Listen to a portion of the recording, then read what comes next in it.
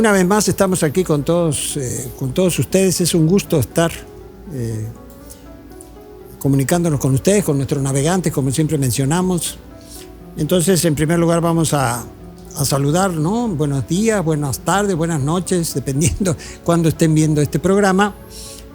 Y también saludar, Alfonso. Hola, maestro Marcelo, buenos días. A nuestro equipo, como siempre, a Víctor, a Edgar, a Roberto, que como siempre decimos, nuestros artilleros al pie del cañón, a Brenda, a Ana, nuestras becarias, en fin. Y a todos ustedes es un gusto estar aquí compartiendo lo que vamos a hablar el día de hoy. El día de hoy, precisamente con motivo de que en estos días se celebra un aniversario más del inicio de la Revolución Mexicana, el programa lo hemos dedicado, lo vamos a trabajar con el tema de los navíos de la Revolución. Es decir, nos preguntamos en un principio, bueno, ¿la Revolución Mexicana también se peleó en el mar? Y llegamos a la conclusión que sí. Y entonces de eso vamos a hablar. Pero circunscribiéndonos principalmente al Pacífico, porque bueno, ese es nuestro tema, el Pacífico mexicano. Pero no solo por eso, sino porque los eventos que vamos a narrar aquí, que se desarrollan en Topolobampo, en la costa de Sinaloa, 1914, porque después de estos eventos, en realidad la historia marítima de México, en el caso de la Revolución, ¿cómo diríamos?, se traslada, si se me permite esta palabra, hacia el lado del Golfo, a raíz de la enorme incidencia que tiene la invasión norteamericana que llega al puerto de Veracruz en 1914. Es decir, todo se subsume en todas las acciones en torno a este episodio de la vida nacional, la defensa de Veracruz, el bombardeo de la Escuela Naval Militar, lo que hoy es el edificio del Museo Naval México, en fin, todos estos episodios se trasladan hacia allá. Y el Pacífico, pues ya no, aparte de la batalla de Topolobampo, no tenemos manifestaciones bélicas, eventos navales durante el periodo de la Revolución. Estamos hablando del periodo de la Revolución, prácticamente lo que abarca hasta el fin de la decena trágica, ¿no? Con la consolidación del gobierno revolucionario con Carranza, en fin, hasta ahí más o menos es lo que entendemos. Entonces, en ese sentido, pensamos, decíamos con Alfonso, y te voy a pedir, Alfonso, que si pudieras contextualizar un poquito este tema con la idea de hablar de la Revolución Mexicana para poner en contexto de lo que vamos a hablar en la batalla de Topolobampo. Sí, cuando venía para acá, de hecho, venía pensando que la maestra que me dio clases de Revolución falleció apenas. Oh, sí, no me digas. Sí, ¿Quién era? Se llama Teresa. No, creo que su apellido era Pacheco, no me acuerdo bien. Pero sí, ya tiene. Y también venía acordándome que pues esta materia ya es de las últimas antes de terminar la licenciatura. Ves Revolución Mexicana, luego el mundo de la posguerra. Y pues nada, no sé, no parecía tan lejano, pero no. Pero no, sí. Así es. Y recuerdo mucho que ella mencionaba que la materia habría funcionado si comprendíamos los procesos de la revolución. ¿Qué implicó? ¿O por qué se dio? ¿No? En primera instancia, y sobre todo ahora que está en auge y en boca de todos esta tontería que todo el mundo anda repitiendo, como que son revolucionarios por ir a marchar, ¿no? Y cosas así. Sí. Sí. La revolución como tal, o la Revolución Mexicana, implicó un profundo cambio en todos los aspectos de la vida. De hecho, es la primera revolución social del siglo XX. Así Fue es. Incluso anterior a la Revolución Rusa de 1917. Sí, a la Gran Marcha, ¿no? Roja. Y es fantástico cómo aglomera tantos procesos y personajes. Por poner un ejemplo, el papá de Alfonso Reyes fallece en la Revolución.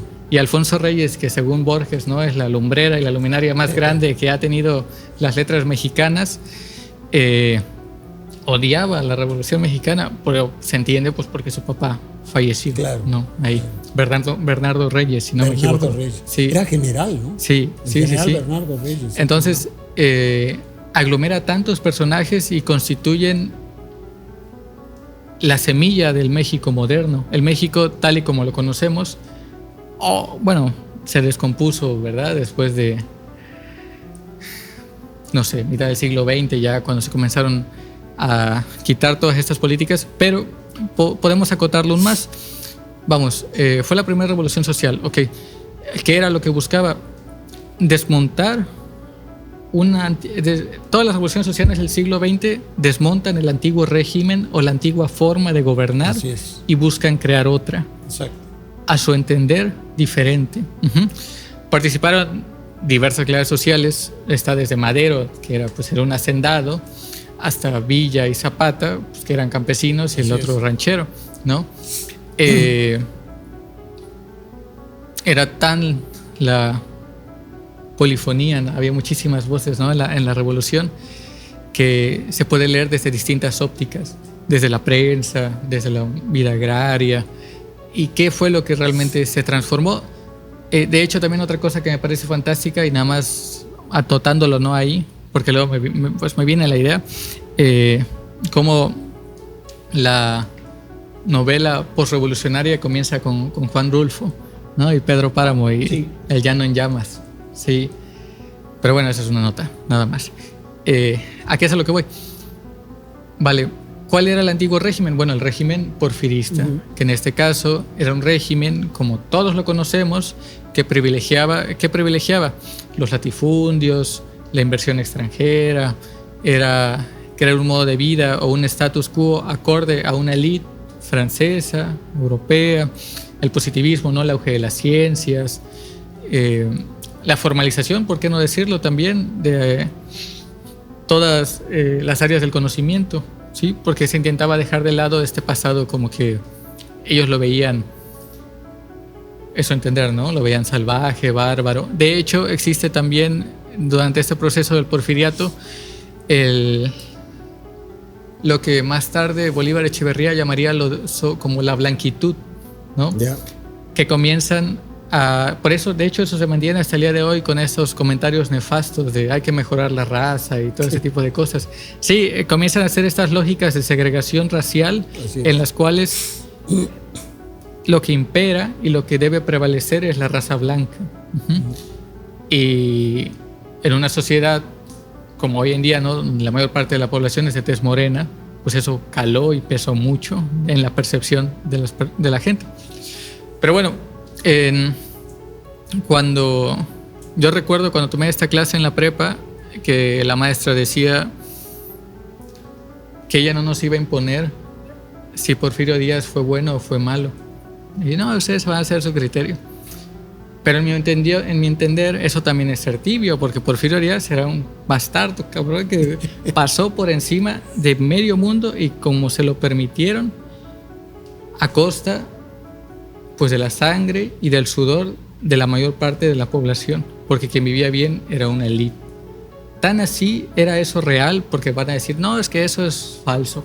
Tan así era real que se le fue el pueblo encima.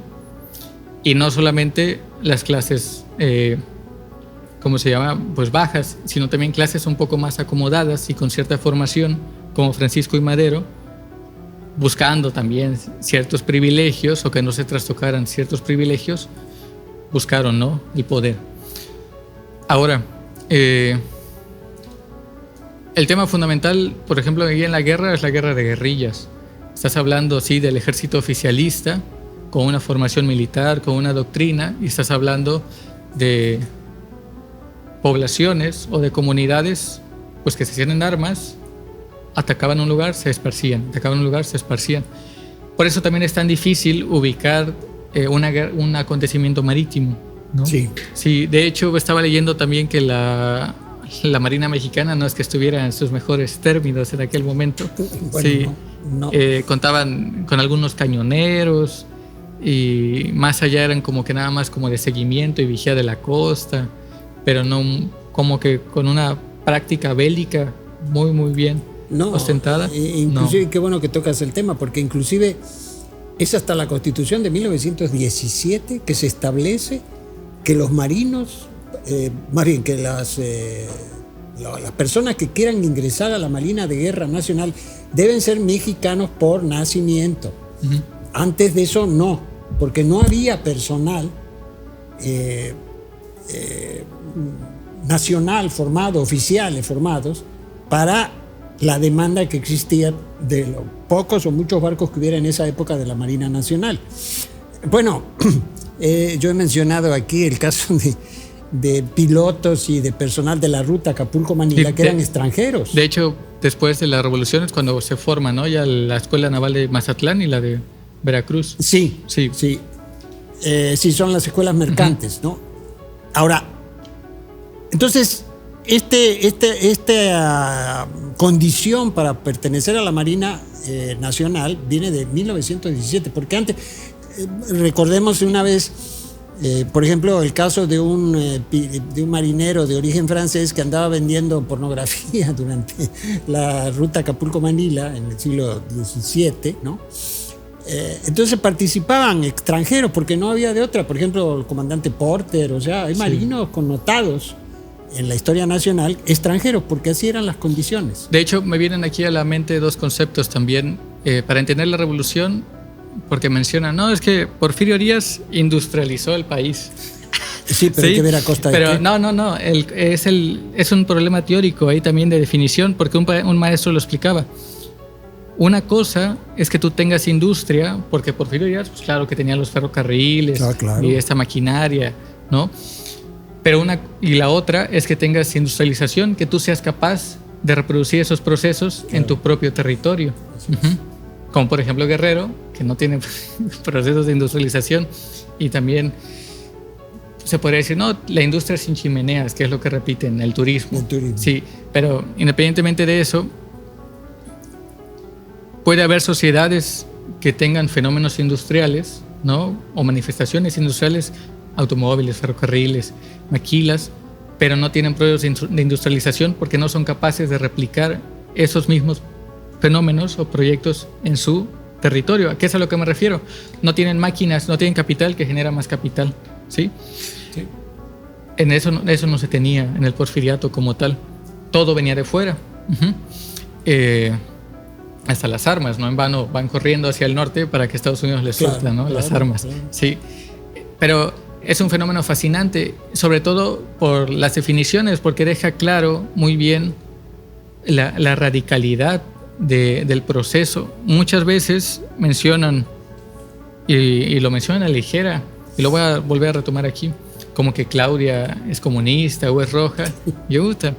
Si realmente fuera así, ¿cómo llegó Lenin ahí a Moscú? Con las armas. Se echó a toda la familia real. ¿Cuándo los procesos que hemos tenido aquí de Morena, ¿no? desde que el partido al poder, no llegaron al poder así? No, son partidos democráticos y están dentro de esta democracia liberal, pero no se parten no tienen estas pautas para nada. Es una mala lectura realmente equiparar estos fenómenos actuales con los anteriores. Claro. Sí. Y también que no eran los únicos movimientos de lucha popular, ¿no? que existían. Estaban los movimientos anarquistas, ¿sí? Con Ricardo Flores Magón, los hermanos Magón. También había otro anarquista griego que es Rhoda Canati, ¿sí? Que llegó ahí en el Valle de México, a Chalco, si no me equivoco. Fíjate, no sabía. Sí, y tenía su escuela de formación, ¿no? y pensamiento crítico. Pero lo que voy, por ejemplo, otro fenómeno ahí también, la Casa de los Azulejos, en su momento fue sede del Partido del Obrero, la Casa del Obrero, ¿no? La Casa del Obrero Mundial. Sí, y eso hoy en día se reniega. Tú vas a la Casa de los Azulejos y en su tríptico de historia no sale que ellos, dicen, no, aquí no, esos borrachos, ladrones que se meaban aquí, ellos no estuvieron aquí, este lugar es de alta alcurnia. Así es. Sí, el club, que no me acuerdo cómo estaba ahí. Pero bueno. ¿No era el club antireeleccionista? No, había un club ahí muy privado. Antes. Sí, y después. Pero bueno, ¿a qué es a lo que voy? Un montón de fenómenos fueron abonando a la revolución a que sucediera, y en su mayoría estos fenómenos son sintomáticos de un malestar, ¿sí? De los latifundios, de la falta de dignidad de la vida de las personas, de la falta a derechos, ¿no? De acceso a derechos, que hoy en día mucha gente lo sigue sosteniendo, ¿no? Dice, no, pues agradecido deberías de estar porque te doy trabajo y te pago un salario mínimo. Ese pensamiento tiene más de 100 años y se sigue arrastrando. Y ¿sí? va a seguir, ¿eh? Y es la gente que más acumula capital y más poder tiene, la que lo reproduce. Sí. Y yo le he preguntado alguna vez, ¿no? Pero bueno, sí, o sea, por poner un ejemplo, en escuelas aquí en Acapulco donde van los hijos de la élite, si tú le preguntas quién vive con un salario mínimo, dice, no, pues yo nunca he vivido con un salario mínimo, no, ni pues quiero, no. Pero si le preguntan si es digno, te van a decir que sí. Bueno, pues en realidad, bueno, bajo mi perspectiva, y eso sí es criterio propio, pues el salario mínimo simplemente se inventó para justificar la explotación, porque trabajo es trabajo. Y el salario mínimo, incluso en los textos teóricos, pues es el mínimo indispensable para que tú tengas la necesidad de volver al trabajo. Te mantiene anclado ahí, claro, y no sales de eso. Sí, es así, se entiende como lo mínimo indispensable para que tengas la necesidad de volver. No te permite otra cosa más que sobrevivir. Pero bueno, nada de esto, nada de los derechos laborales como hoy se entiende, o este estado de bienestar que se constituye a partir de todas las luchas sociales del siglo XX no existían. No, claro. No existían. La Revolución Mexicana, la Revolución Rusa y otras tantas revoluciones en Europa que se dieron intentaron mediar eso, buscar la dignidad de estas clases obreras proletarias que habían surgido después de la Revolución Industrial y que no tenían nada más que ofrecer más que su mano de obra o su fuerza laboral, más que su vida, ¿no? Porque mucha gente pues daba su vida literalmente en los campos, en las minas, sí, y eran condiciones muy, muy violentas y miserables. Entonces, reivindicar que todo eso estaba bien y que la mayor parte de la población de México vivía en la miseria absoluta, no. Si hoy en día, ¿cuánto ha costado y cuánto esfuerzo ha costado y cuánta sangre y violencia no nos ha costado que la gente siga viviendo en la miseria? Sobre todo aquí en Acapulco. Ya lo hablamos el fenómeno pasado, no, el programa pasado. Sí, pero bueno, la Revolución Mexicana nace como síntoma de todo esto. Hay diversas manifestaciones violentas, sumamente violentas, no solamente de ingresar a la capital o de, por ejemplo, todas estas experiencias que quedan como en Alfonso Reyes, ¿no? De que asesinan a esto o a la otra persona, sino que también, bueno, hay contenido, hay escritos, hay tratados, y lo que intentamos abonar, fundamentalmente la guerra sí fue en tierra, ¿no? Fue esta guerra de guerrillas, pero este episodio del mar es un poco desconocido o es poco conocido, ¿sí? Sobre todo en la historiografía o en la historia nacional. Ahora, el mejor ejemplo, para que, acotándolo más a Acapulco, es que en esta época, de hecho es previo a Juan Escudero, sí. Se cantaba el himno al rey de España en Acapulco. Así es. Sí, o sea, los lunes en las escuelas. Se cantaba el himno al rey de España. Estamos hablando ya de casi 100 años del México independiente. Por supuesto. Y el puerto seguía cantándole al rey de España. Tenía esta tendencia sumamente conservadora hasta las venas, y obviamente eso explica también por qué existe esta reticencia de muchas familias acapulqueñas que son de abolengo a cambiar. No. Tenemos que mantenernos ahí en el poder. Pero ese es el mejor ejemplo. Habían pasado 100 años y se seguían con esas prácticas, y la Revolución Mexicana vino también a impactar eso. Sí. Y más adelante lo tendremos, ¿no? Con Juan Escudero. Pero bueno, fundamentalmente lo que yo quería que se entendiera es que se desmontó una estructura política. Exacto. Y se intentó fundar otra. Eso tuvo muchos vaivenes y hubo muchas dificultades, sobre todo porque la población se acostumbró a la violencia, y quedaba un presidente, lo mataba, quedaba otro, no, y se traicionaba. De hecho, luego hacían la línea del tiempo, ¿no? De qué presidente traicionó a quién, o quién mató a quién. Como diría, dudar de mí que he traicionado a todos. Hasta que llega Cárdenas, Plutarco Elías Calles, y comienza a institucionalizar la revolución. Y por eso surge el PNR, si no me equivoco, ¿no? Partido Nacional Revolucionario. Y después el PRM, el Partido Revolucionario de México. Y ya con Cárdenas el PRI. Sí. El PRM y luego el PRI. Sí. Entonces, ¿qué es esto o qué es este partido? Bueno, es el partido del poder y es el partido que aglomeró a todos estos caudillos, a todos los caudillos y gente de armas que existieron durante la revolución para institucionalizarlo y formalizarlo, darle ahora sí todo conforme a derecho, ¿no? Sí. Entonces, hay mucha gente que dice, no, pues es que todos los políticos estuvieron en el PRI. Y digo, pues es que eso es más que obvio, porque el PRI es fundacional para la constitución del México moderno. No podías estar en la política si no estabas en el PRI. Era fundacional para el México moderno. La política, el ejercicio de la política en torno de... ya hablamos, ¿no? Que lo político es esta capacidad de decisión de los seres humanos, pero la política es el conjunto de estas decisiones. ¿Cómo entendemos nosotros nuestro devenir dentro de la política? Lo hacemos gracias a los parámetros que vienen del PRI. Así es. Sí. Así y cómo constituyen esta idea de nación. Sí.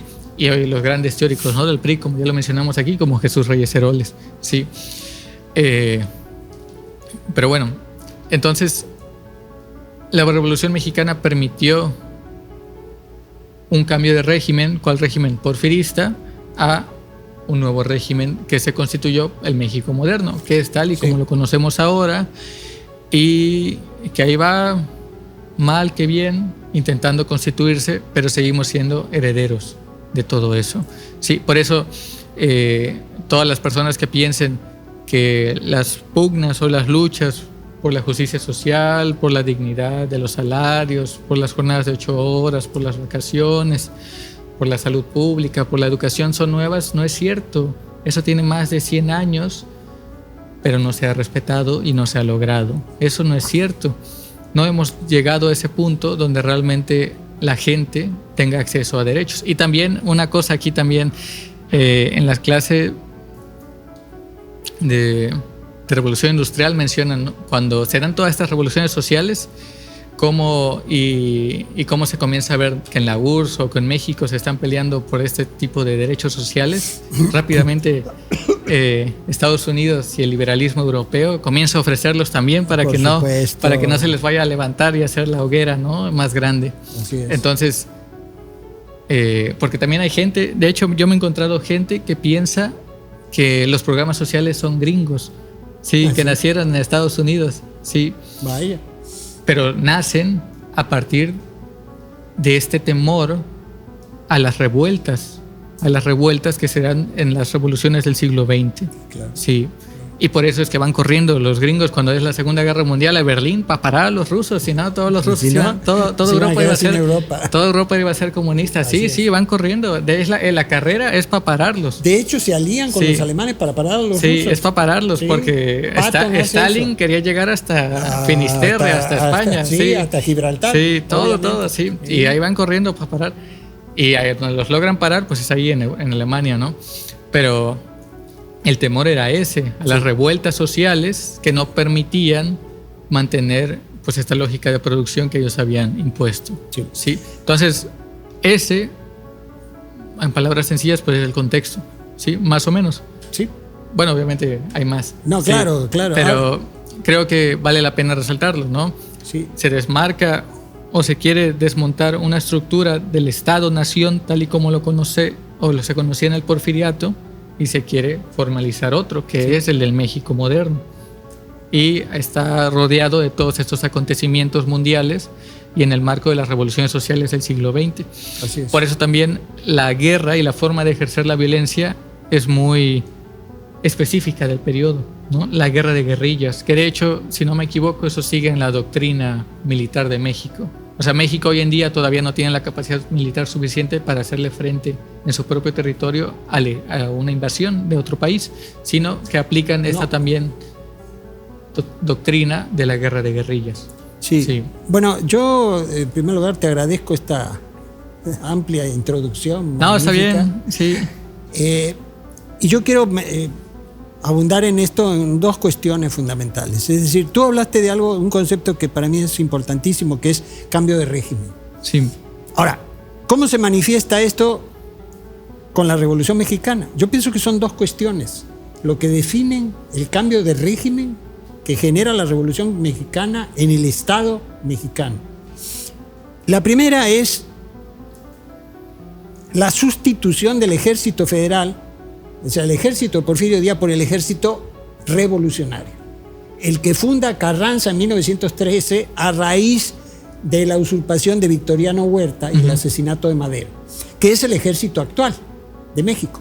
Eso tiene una profunda implicación también de naturaleza política y que distingue a México de la mayoría de los países latinoamericanos restantes. De hecho, el maestro Alonso, sí, Alonso Padilla, el que yo tenía, si lo ve el programa se va a acordar, pero él nos dijo que este rito de que en el momento en el que se elige un presidente, esa misma noche el ejército ya le rinde, sí, lo nombra, ¿no?, como jefe supremo, es lo que permitió proteger de todas estas traiciones y todos estos asesinatos que se venían dando. Así es. Incluso va antes que al Congreso, va a ver al ejército. Así es. Y se nombra, ¿no?, como jefe supremo. Y es un factor de estabilidad. Así es. Sí, y le da estabilidad al gobierno que entra y luego ya va al Congreso a que lo nombre. Sí.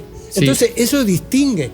Porque, por ejemplo, si tú ves países de Sudamérica, por ejemplo, el caso de Argentina, ahí siguen siendo las estructuras, siguen siendo las mismas del ejército del siglo XIX. Cuando los oficiales del ejército eran los hijos de las familias terratenientes, acaudaladas, que tenían tres destinos posibles. Una era ser clérigo, la otra era ser abogado o político y la tercera ser militar. Eso sigue igual. Más o menos lo mismo. En cambio, en México eso se quiebra. Doctor. Se quiebra, eso desaparece. Porque toda esa tradición que venía del 19 con la revolución, o sea, la tradición militar, es barrida. Eso por un lado. Y por el otro lado, yo creo que también hay la naturaleza distintiva que le da la Revolución Mexicana al país es la reforma agraria. Es decir, se puede decir que no fue efectiva, que se simularon cosas porque hubo latifundios que continuaron. Sí, es cierto.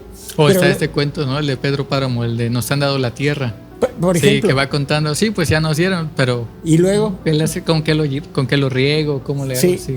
Se habla de todo eso. Curioso, y eso, curioso que el Estado mexicano premió esos textos cuando se estaba burlando de los mismos. De los mismos, sí. Fantástico. Y esto no lo leyeron. Esto tiene que ver que son estructuras que persisten y que inclusive, recordemos que fue con Carlos Salinas que se ponen a la venta las tierras ejidales. Y el ejido es una construcción de la revolución, es una forma de la propiedad de la tierra generada por la revolución, aparte de la propiedad comunal, que esa ya venía de antes, ¿no?, de los pueblos originarios. Y ahora también salgan eso, ¿no?, de que nos van a expropiar las casas. Sí, bueno, como si el Estado nunca hubiera podido hacer eso, siempre lo ha podido hacer. Entonces, estas dos. Ahora, hay un aspecto que continúa. Yo ahí sigo un poco lo que plantea Lorenzo Meyer, cuando dice que en realidad las estructuras políticas del porfiriato prácticamente subsistieron a la revolución. Y en el proceso, ese proceso, es decir, ¿cómo podríamos llamar? La clase política que se reordena después de que se va Porfirio Díaz, sí, pero se reordena y genera, por ejemplo, el caso de lo que hablamos ahora, el Partido Nacional Revolucionario, sí, con Calles, y luego el Partido Revolucionario de México, con Cárdenas, que da lugar al PRI, al Partido Revolucionario Institucional. Es decir, aunque sea una poría eso, sí. Bueno, sí, claro, eso de revolucionario institucional es de llamar la atención, pero bueno. Sí, pero por ejemplo, también ahí hay una cosa, ¿no?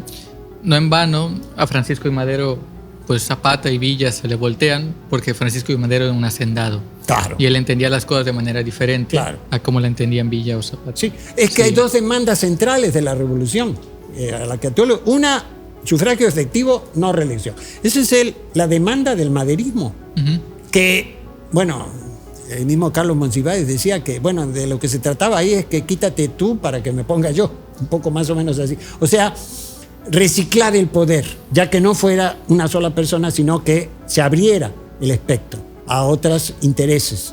Y la otra demanda, tierra y libertad, de Zapata. que esa es la que no se cumple de manera exacta, a tal punto que vemos cómo inclusive hasta los años 80... Y la otra era la de los anarquistas, que se los echaron a todos y murieron ahí también. Bueno, sí, esa era la otra. Pero estas dos son los elementos, los pilares centrales de la Revolución Mexicana que subsisten y que dan inicio al Estado Nacional moderno, por así decirlo, casi actual. Pienso que han cambiado las cosas, pero bueno, podríamos hablar de esto. Y es en ese marco, en el marco del ámbito militar, en el marco del ámbito militar, que es la historia de hoy. Uh-huh. Porque precisamente vamos a aludir a este asunto de el enfrentamiento entre el ejército federal, que era el ejército porfirista, y el ejército revolucionario, el ejército de Venustiano Carranza, que era el ejército revolucionario, en aguas de Topolobampo, en la costa del hoy estado de Sinaloa. Cuando yo empecé a trabajar sobre este tema, pues encontré realmente no hubo muchas acciones marítimas o navales, más bien dicho, durante la revolución. Por dos razones. La primera, en el caso del Pacífico, pues el escenario de los combates solo se realizó en esta parte de Topolobampo, es decir, en la costa de Sinaloa. Porque después, esto es en 1914, pero precisamente en ese año es donde el escenario de las posibles acciones navales revolucionarios queda subsumido bajo el evento de la invasión norteamericana a Veracruz en 1914. Es decir, el escenario cambia, se traslada al Golfo de México en el marco de la defensa, de la resistencia de los veracruzanos, de la toma de, los niños héroes y toda esta situación, el bombardeo de la Escuela Naval Militar. Por cierto, tenemos las fotos, que hoy es el Museo Naval México, vamos a hablar de ese museo pronto, cómo queda ese edificio, en fin. Entonces es en ese marco que nos situamos en Topolobampo hacia 1914. Ahí lo que encontramos es que tanto Guaymas como Mazatlán fueron dos puertos, dos lugares aquí en la costa del Pacífico mexicano que prácticamente hacia esas fechas eran reductos de los porfiristas, digamos, o sea, del ejército, del ejército federal, porque el de Carranza adquiere el nombre de ejército constitucionalista a raíz de la Constitución del 17, etcétera, etcétera. Entonces, ahí en estos puertos empiezan las acciones cuando Hilario Rodríguez Malpica, un marino mexicano. Hay que mencionar que hasta esas fechas la Marina de México también estaba integrada por extranjeros, porque no había marinos mexicanos. Solo es hasta la Constitución de 1917 donde se estipula textualmente que para pertenecer a la Marina de Guerra Nacional deben ser mexicanos por nacimiento, sus miembros. Todavía lo sigue siendo así. A partir de ahí, por eso era una especie de marina medio variopinta, ¿no? Existía en aquellas épocas, bueno, pero así era la realidad del país. También, vamos a hablar de los barcos. Pues los barcos eran, pues no había barcos mexicanos, o sea, los barcos que participan en esto todos fueron construidos en el extranjero, sobre todo principalmente en Francia y en Inglaterra. Eran cañoneros, guardacostas, barcos pequeños. Estamos hablando, los barcos que van a intervenir aquí, que son el cañonero Tampico, el cañonero El Morelos, el transporte General Guerrero. Bueno, el transporte Guerrero, que era el transporte de tropas, ese tenía como 100 metros de eslora, de largo, mientras que los otros andaban entre los 70 a 75 metros de largo. Esas eran las dimensiones de un barco de esa naturaleza. Estamos hablando de 70 metros de eslora por 10 metros de manga, o sea, de ancho, equipados con artillería. Por ejemplo, el caso de los dos barcos que intervienen en esta batalla, el cañonero Tampico tenía 8 cañones, si mal no recuerdo, de 101 milímetros, de calibre de 101 milímetros y de 57 milímetros. Y el otro, el Morelos, tenía 6 cañones de 110 milímetros del calibre. Esas eran las características. Eran barcos de acero, por supuesto, tracción a vapor, ¿no? se usaban las calderas. Entonces, más o menos esas eran las características de los navíos de este periodo. Entonces, Hilario Rodríguez Malpica, que él nació en 1889 y en 1904 accede a la Escuela Naval Militar y termina de oficial de la Marina de México. En 1909 termina su carrera. Sirve en varios barcos, por ejemplo, sirve, entre otros, la corbeta, el buque Escuela Zaragoza, que es el primer barco que da la vuelta al mundo, el primer barco de México, del México independiente que da la vuelta al mundo hacia 1892, por cierto. Participa en el gran desfile marítimo que se hace en España en ese año, con motivo del 4º centenario de la llegada de Colón a América, 1892. Y entonces el Zaragoza participa en un desfile que se hace ahí. Por cierto, ahí participa una réplica de la Santa María, de la de Colón, que hacen en España precisamente para esta conmemoración del 4º centenario. Entonces Malpica, después de haber prestado servicio en varios barcos, llega al Tampico y de pronto empieza la acción porque este hombre se rebela contra los mandos del ejército o de la Marina, si se puede hablar así, federal de Porfirio Díaz.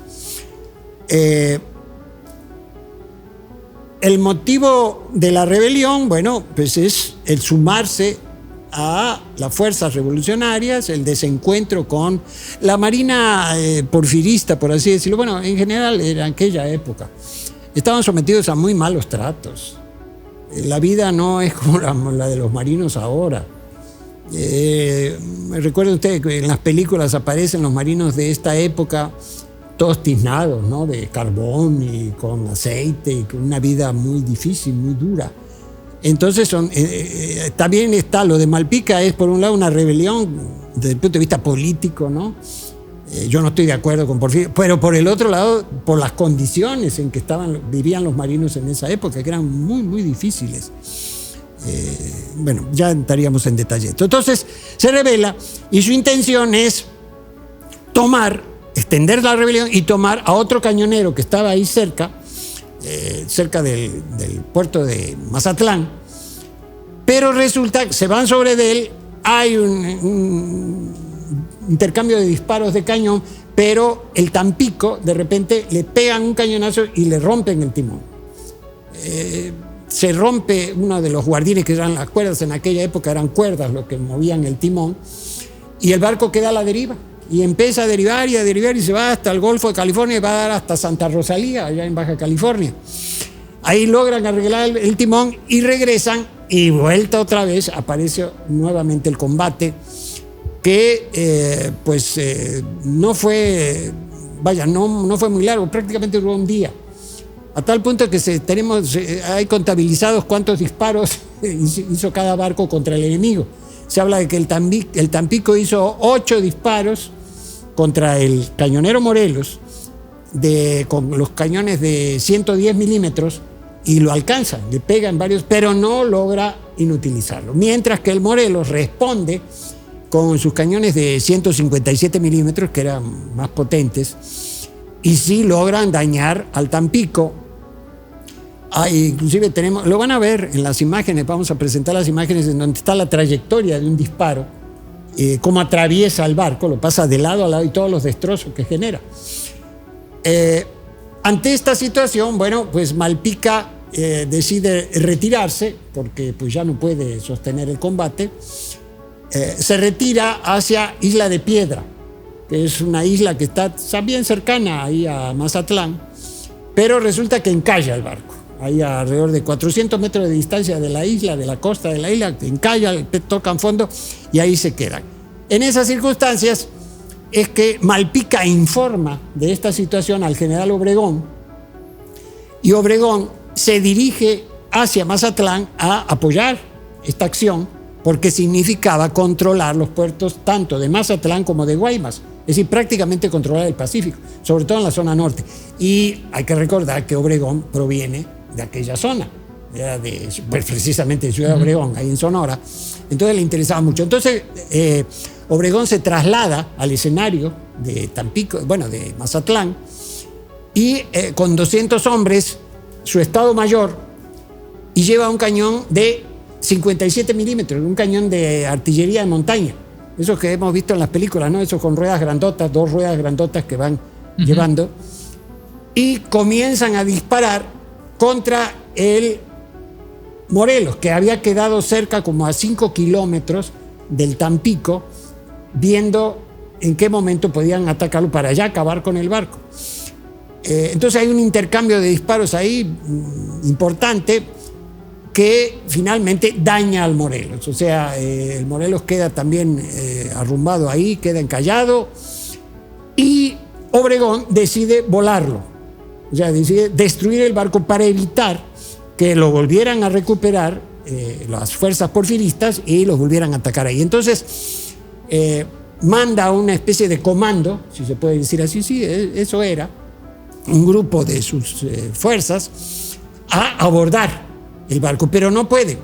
Durante 2 intentos son rechazados por los marinos que todavía quedaban en el Morelos, entonces los rechazan, hasta que en la tercera intentona logran subir al barco, logran poner dinamita abajo de las cubiertas y salen corriendo, y en eso, ¡boom!, explota el barco. Y ahí quedó.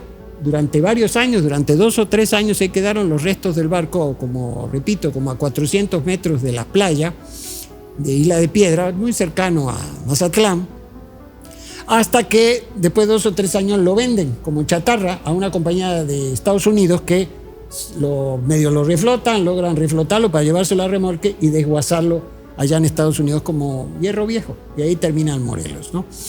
Entonces, esta prácticamente, por cierto, las tropas que quedan tanto en Mazatlán como en Guaymas son evacuadas a bordo de varios transportes, todavía en manos de los porfiristas, hacia Salina Cruz. La idea era reagruparse ahí en Salina Cruz y continuar con las acciones, pero bueno, eso ya sería otra historia. Por lo pronto, así muy sucintamente, son los episodios de esta batalla, que es la única que tenemos registrada en el Pacífico mexicano durante la Revolución. Hay quien dice que, bueno, que en realidad la Marina de México no existía en esa época. No, claro que existía, limitada como todo. Cambió de nombre, ¿no? Si no me equivoco, cuando, bueno, la Marina porfirista cambia de nombre durante la Revolución. ¿A qué te refieres, perdón? Sí, que creo que se llamaba Departamento de Guerra y Marina. Ah, y claro, se llama, sí, perdón, sí, tienes razón, sí. Pasa de ser Departamento de Guerra ya bueno, es un poco después, pero pasa a ser Secretaría de Marina. Sí, ahí cambia totalmente. Cambia el estatus de la Marina Nacional. Ya no es un departamento subordinado, sino que ya tiene autonomía. Por supuesto, eso implica un presupuesto, mandos propios, ¿no? O sea, tiene características muy específicas. Entonces, a grandes rasgos es esto. Y a partir de ahí, bueno, viene la consolidación de la Marina Nacional. Durante mucho tiempo, la Marina no tuvo capacidad de construir barcos.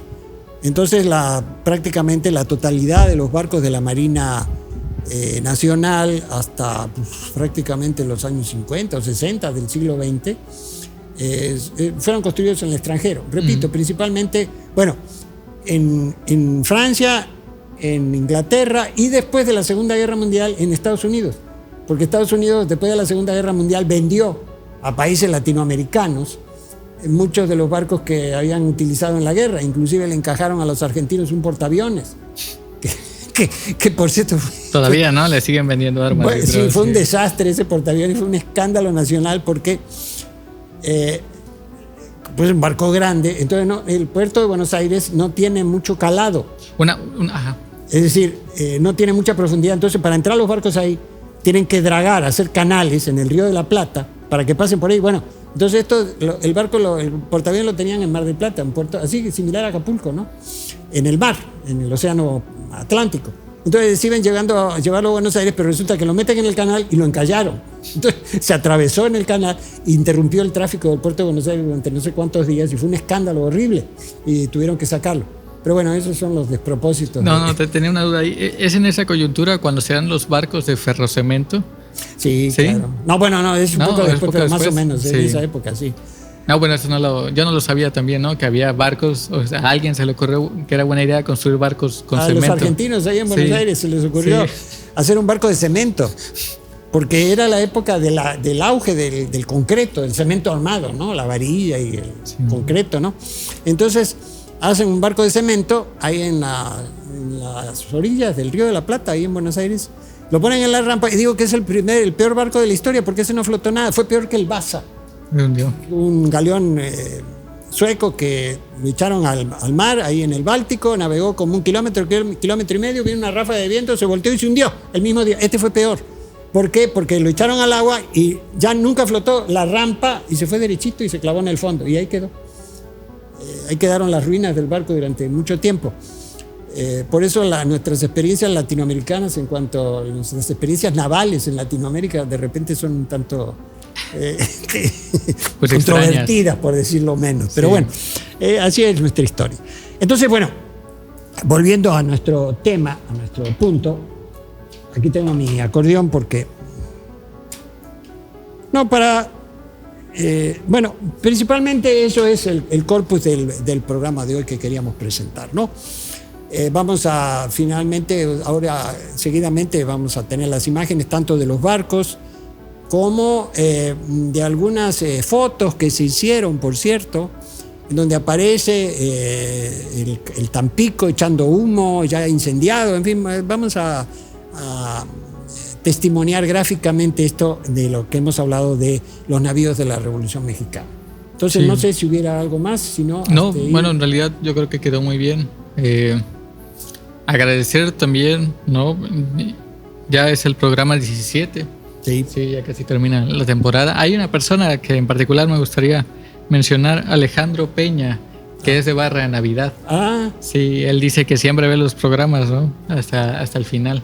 Él fue el que preguntó sobre las maderas. Así no le hemos respondido. Le vamos a responder, sí, claro que le vamos a responder. Y por cierto, en ese orden de cosas, pues tenemos el gusto, la alegría de comentarles que hasta en Tailandia nos están viendo. Este programa se ve en Tailandia. Y también va a haber un evento, ¿no? En Barra de Navidad. Sí, precisamente, bueno, el 21 de noviembre se comenzó a celebrar esto en 2000, si mal no recuerdo, 2019. El 21 de noviembre se celebra la salida de la expedición de Miguel López de Legazpi de Barra de Navidad hacia Filipinas. Esta es muy importante porque ahí participa Urdaneta, que es el que encuentra el camino de regreso de Filipinas a Acapulco, y ahí se establece a partir de ahí el circuito de la ruta transpacífica Acapulco-Manila.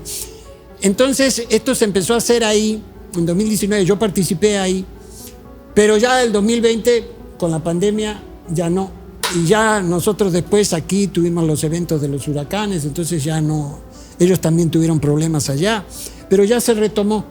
Entonces se va a hacer una reunión, como se hacía ahora el 21 de noviembre, en Barra de Navidad. Sí, si tienen la oportunidad de ir, valdría la pena. Nosotros no vamos a poder asistir porque tenemos otros eventos aquí, pero ya estamos en contacto con ellos, queremos ver si el próximo año hacemos un viaje más completo, en fin, queremos ver si podíamos filmar o grabar ahí un programa, en fin.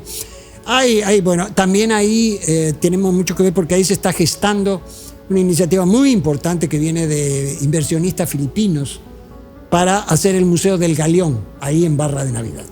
Vamos a dar más detalles sobre esto, nosotros estamos participando en eso, y es un gusto participar en esta. Esta iniciativa está impulsada por gente de la Universidad de Guadalajara, gente del Colegio de Michoacán, y también de la Sociedad de Geografía y Estadística de México, del capítulo Jalisco. Ellos son los que, y nosotros, por supuesto, el Museo Histórico Naval de Acapulco, pero son los que hemos impulsado un poquito con ires y venires por circunstancias ajenas a nuestra voluntad, pero hemos impulsado esta iniciativa y vamos a seguir con ello, ¿no? Entonces es muy importante para nosotros este evento, que creo que vamos a participar, si nos ponemos de acuerdo con Jesús, vía Zoom, con posiblemente un tema, yo voy a participar con el tema de los esclavos en el Galeón de Manila.